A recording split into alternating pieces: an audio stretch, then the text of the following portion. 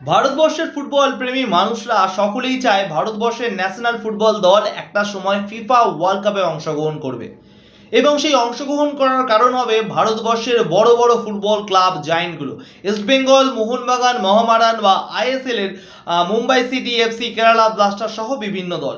সেই দল থেকে প্লেয়ার সাপ্লাই হয়ে আমরা ভালো মানের একটা ফুটবল দল গড়ব এবং তারপরেই কিন্তু আমরা ফিফা ওয়ার্ল্ড কাপে অংশগ্রহণ করতে পারবো। এইটাই কিন্তু আমাদের সকল ফুটবল প্রেমীর মাথায় এইটাই ধারণা এবং এইটা আমরা আশা করে থাকি প্রতি বছরই। কিন্তু কোনোবারই তা সাকসেস হয় না এবং তা সাকসেস না হওয়ার একটা মূল কারণ রয়েছে।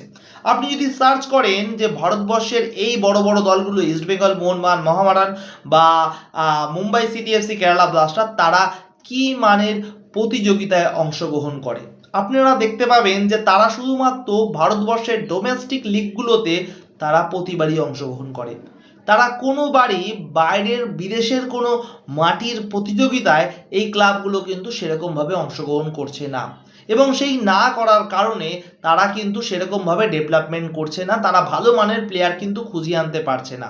আমি মানছি যে মেন সিনিয়র দলের প্লেয়ারগুলো, টিমগুলো, তারা কিন্তু যদি কম্পিটিশনে অংশগ্রহণ করতে যায় বাইরের কোনো মঞ্চে, তাহলে কিন্তু অনেকটা টাকার প্রয়োজন। কিন্তু ইয়ুথ টিমগুলো, তাদের তো তুলনামূলকভাবে কম, কিন্তু ইয়ুথ টিমগুলোও সেরকমভাবে কম্পিটিশন করছে না বাইরের কোনো দলের সাথে। ইস্টবেঙ্গল বলুন, মোহনবাগান বলুন, মহামারান বলুন বা মুম্বাই সিটি, কেরালা ব্লাস্টার বলুন, সব কটা দলের একই অবস্থা। তাই সেই কারণে আমরা সেরকম মানের ভালো মানের প্লেয়ার কিন্তু খুঁজে পাচ্ছি না, আর এইভাবে চলতে থাকলে ইন ফিউচারও আমরা কিন্তু পাবো না। প্রতি বছরই আমাদের একটা ভিশন থাকে 2027, 2034, এটা প্রতি বছরই বাড়তে থাকছে, কোনোবারই আমরা সেরকমভাবে সাকসেসফুল হতে পারছি না। কিন্তু আপনি যদি একটু বাইরের দিকে দেখেন তাহলে দেখতে পাবেন মিনার্ভা পাঞ্জাব একাডেমি, আপনি কিন্তু দেখতে পাবেন টাটা ফুটবল একাডেমি বা রিলায়েন্স ফুটবল একাডেমি। এই যে এই তিনটে একাডেমির কথা বললাম, তাদের মধ্যে সবচেয়ে উল্লেখযোগ্য কিন্তু দুটি, তার মধ্যে টাটা ফুটবল একাডেমি এবং মিনার্ভা পাঞ্জাব। টাটা ফুটবল একাডেমির কথা বলি, টাটা ফুটবল একাডেমি কিন্তু বর্তমানে, না শুধু বর্তমানের কথা বলবো না, অতীত থেকে মানে ভারতবর্ষের ফুটবল যখন থেকে শুরু, সেটাই কিন্তু পুরোপুরি টাটা ফুটবল একাডেমির হাত ধরে এবং টাটা ফুটবল একাডেমি বহু প্লেয়ারকে তৈরি করেছে। প্রণয় হালদার, তার সাথে আরও অনেক ফুটবল প্লেয়ার, আমি সবার নাম এই মুহূর্তে মনে পড়ছে না। তো তারা কিন্তু একটা সময় টাটা ফুটবল একাডেমির হয়ে বাইরের মঞ্চে স্পেনে বা ইংল্যান্ডের বিভিন্ন মঞ্চে এলিট ফুটবল একাডেমিতে খেলেছে অল্প সময়ের জন্য, খুব একটা বেশি সময়ের জন্য না, অল্প সময়ের জন্য তারা খেলেছে এবং খেলার কারণে তারা কিন্তু অনেক জিনিস শিখতে পেরেছে এবং তার জন্য আজকে যে ভারতের ন্যাশনাল টিমে তারা খেলছে এবং প্রতিবারই একটু উজ্জ্বল নক্ষত্রের মতন টিম করে আলো জ্বলছে, সেই কারণটা কিন্তু টাটা ফুটবল একাডেমি। যদি তারাও বর্তমান অবস্থার মতন শুধু ডোমেস্টিক লিগ খেলতো, নিজেদের অঞ্চলের প্লেয়ারের সাথেই খেলতো, নিজের দেশের প্লেয়ারের সাথেই খেলতো, তাহলে কোনোদিনই কিন্তু তাদের ফুটবলের এই আইডিয়াটা ডেভেলপ হতো না। বর্তমানে আমি কথা বলতে চাইছি বা এই ভিডিওর মাধ্যমে কথা বলতে চাইছি মিনার্ভা পাঞ্জাব একাডেমিকে নিয়ে। মিনার্ভা পাঞ্জাব একাডেমি যারা ডোনা কাপ জিতলো কদিন আগে, যারা গোতিয়া কাপ জিতলো কদিন আগে, ইয়ুথ ফুটবল আন্ডার 15 টিমের কথা বলছি, এবং সেই টিমটার মালিক রঞ্জিত বাজাজ, একজন অন্ধ ফুটবল ভক্ত বলা চলে।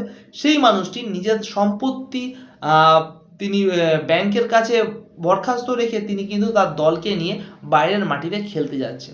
তো যার জন্য সেই টিমটাকে সবাই চিনছে এবং সবাই বুঝছে এবং সবচেয়ে বড় কথা, এই যে ভারতবর্ষের প্লেয়ারগুলোকে নিয়ে যারা মিনার্ভা একাডেমি, তাদের কিন্তু কোনো বিদেশি প্লেয়ার নেই, সবাই ভারতবর্ষের ইয়ং ট্যালেন্টেড প্লেয়ার। তাদেরকে নিয়ে যে বাইরের মাটিতে খেলতে যাচ্ছে এবং তারা প্রতিটা মুহূর্তে নতুন নতুন স্কিল শিখছে, নতুন নতুন স্পিরিট শিখছে, নতুন নতুন সিস্টেম শিখছে ফুটবলে। ফুটবল আগের মতন আর নেই।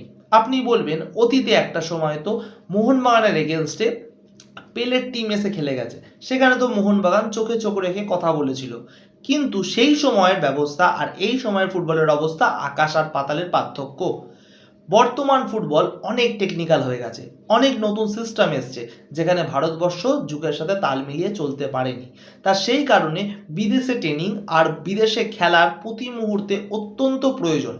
যেমন আপনি সুনীল ছেত্রীকে দেখতে পাচ্ছেন, সে কিন্তু ইংলিশ প্রিমিয়ার লিগে অল্প ছোঁয়াও তার মধ্যে আছে, তার জন্যই আমাদের ভারতবর্ষে তিনি কিন্তু লেজেন্ড। বাইচুং ভুটিয়াকে দেখতে পাচ্ছেন, সেও কিন্তু ইংল্যান্ডের মাটিতে বিভিন্ন লিগ খেলেছে, অনেকগুলি ক্লাবে কিন্তু খেলার তার অভিজ্ঞতা আছে, তার জন্যই কিন্তু আমাদের ভারতবর্ষের লেজেন্ড। আর বাদ বাকি যেই প্লেয়ারগুলো রয়েছে সেই প্লেয়ারগুলো কিন্তু সেরকমভাবে বিদেশের মাটিতে কোনো রকম জায়গাই পাচ্ছে না, তার সেই কারণে আমাদের ভারতবর্ষের ফুটবল লেভেলটা কিন্তু সেরকমভাবে বাড়ছে না সামনের দিকে। আপনি যদি মিনার্ভা একাডেমির দিকে দেখেন, মিনার্ভা একাডেমি এই সবচেয়ে বড় ইয়ুথ কাপ যেটা আন্ডার 15-এর, সেটা কি এমআইসি কাপ, সেটা স্পেনে অবস্থিত, এবং এই স্পেনে এমআইসি কাপে কিন্তু 5ম নম্বরে ফিনিশ করলো মিনার্ভা একাডেমি। মিনার্ভা একাডেমি প্রতি বছরই এখন চেষ্টা করছে ইউরোপের এলিট ফুটবলের কম্পিটিশনগুলোতে অংশগ্রহণ করার, এবং তার মাধ্যমে তাদের যে ফুটবলের আইডিয়া, তাদের যে ফুটবলের ভিশন, সেটা কিন্তু প্রচুর প্রচুর বড় হবে। আর এইভাবে যদি আমরা চলতে পারি এই মিনার্ভা একাডেমির হাত ধরে, তাহলে কিন্তু অবশ্যই আমরা ইন ফিউচারে আমরা একটা ভবিষ্যতের দল গড়তে পারবো। কিন্তু কজনকে খুঁজে পাবো? 22 জন, 34 জন, খুব জোর মিনার্ভা একাডেমি থেকে 50 জন, তার বেশি না। যদি আমাদের ভারতবর্ষের মোহনবাগান, ইস্ট বেঙ্গল মোহামেডান বা ইন্ডিয়ান সুপার লিগের বিভিন্ন ক্লাবের এলিট দলগুলো, তারাও যদি মিনার্ভা একাডেমির মতন একভাবে একটা রুলস ফলো করে, বিদেশের মাটিতে এলিট লিগগুলোতে তাদের অন্তত সিনিয়র টিমগুলোকে নয়, একদম জুনিয়র টিমগুলোকে নিয়ে খেলাতে পারে, তাহলে কিন্তু আমরা এই জিনিসটা আরও ভালোভাবে ডেভেলপমেন্টটা বুঝতে পারবো। শুধুমাত্র আমাদের এই ডোমেস্টিক লিগ খেলার জন্য আমাদের এই ফুটবলের কোনো রকমভাবে কোনো ডেভেলপমেন্ট হচ্ছে না। যাই হোক, আমাদের ভারতবর্ষের যে এত বড় একটা একাডেমি রয়েছে, ফুটবল একাডেমি মিনার্ভা একাডেমি, সেই মিনার্ভা একাডেমির অনূর্ধ্ব 15 দলের যারা প্লেয়াররা রয়েছে, তারা কিন্তু বর্তমানে আমাদের অনূর্ধ্ব 17 ইন্ডিয়ান ন্যাশনাল টিমের যোগ্যতা পেয়েছে, এবং যোগ্যতা পাওয়ার পরে তারা কিন্তু প্রতি মুহূর্তে, রাজ বলো আরও অনেক প্লেয়ার রয়েছে, প্রতি মুহূর্তে সাফল্যের একজন চূড়ায় পর্যন্ত পৌঁছাতে চাইছে। এশিয়ার যদি র্যাঙ্কিং দেখতে চান, বর্তমানে আন্ডার 17 তারা কিন্তু 12 নম্বরে রয়েছে। তার প্রথমে রয়েছে কিন্তু জাপান, তারপরে কিছু 3 নম্বর কি 4 নম্বরে অস্ট্রেলিয়া, এবং 12তে কিন্তু আমাদের ভারতবর্ষের ন্যাশনাল টিম কিন্তু রয়েছে। যদি এইভাবেই চলতে থাকে, তাহলে কিন্তু ভারতবর্ষ অল্প অল্প করে সাকসেস পাবে বলা যেতে পারে। কিন্তু যদি আমাদের ইস্ট বেঙ্গল, মোহনবাগান বা মোহামেডান, তারাও যদি এই রুলসটা ফলো করে, ইন ফিউচার আমরা একটা গোল্ডেন ফুটবল যুগ দেখতে চলেছি ভবিষ্যতে। কি মনে হচ্ছে আমাদের যারা মোহনবাগান, ইস্ট বেঙ্গল বা মোহামেডান বা Kerala blaster, Mumbai city FC, তারাও কি তাদের টিমকে নিয়ে, ইয়ুথ টিমটাকে নিয়ে বিদেশের এলিট ফুটবল কম্পিটিশনগুলোতে অংশগ্রহণ করতে পারে? কমেন্ট করুন আমাদের কমেন্ট বক্সে এবং জানান আপনার কি মতামত। আজকের মতন ভিডিও এখানে শেষ করছি। ভালো থাকো, সুখে থাকো, খেলতে থাকো ফুটবল, সাথে সব খেলো। টাটা।